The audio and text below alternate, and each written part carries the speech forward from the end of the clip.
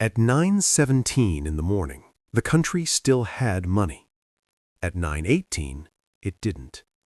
ATMs were on, bank apps opened, balances still showed numbers, but behind the screens, something critical stopped working. No announcement, no sirens, just a system quietly refusing to continue. When a country runs out of money, this is what it actually looks like. And this matters right now because more countries are closer to this line than they admit.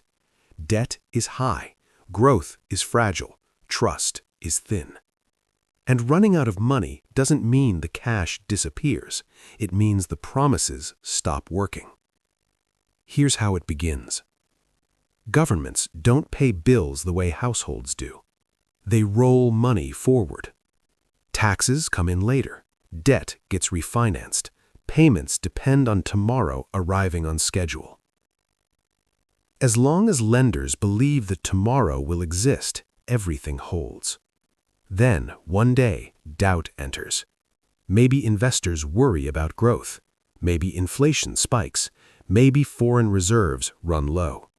Suddenly, lenders hesitate. Not forever, just long enough. That's all it takes.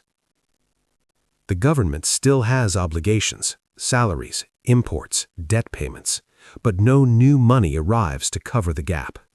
So the state starts choosing. Not officially, quietly. Which payments wait, which ones go through, who gets paid late. That's the moment money stops being neutral. Next comes the freeze. Banks become cautious, businesses delay orders, foreign suppliers demand payment up front. The currency weakens. Not because it's worth less in theory, but because no one wants to hold uncertainty. Prices jump, not gradually, suddenly. Imported goods first, fuel, food. People notice now.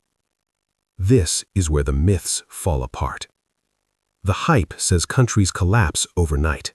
Reality drags.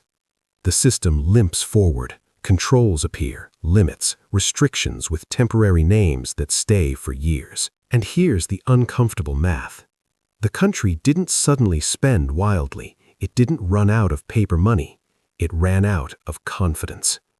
Money at scale is trust with numbers attached. When trust breaks, the numbers don't matter. Zoom out, and the pattern is familiar.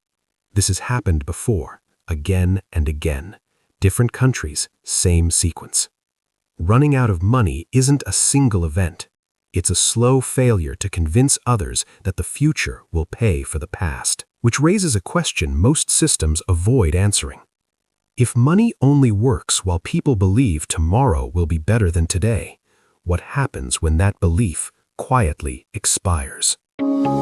Thank you for watching. Follow us on social media for more.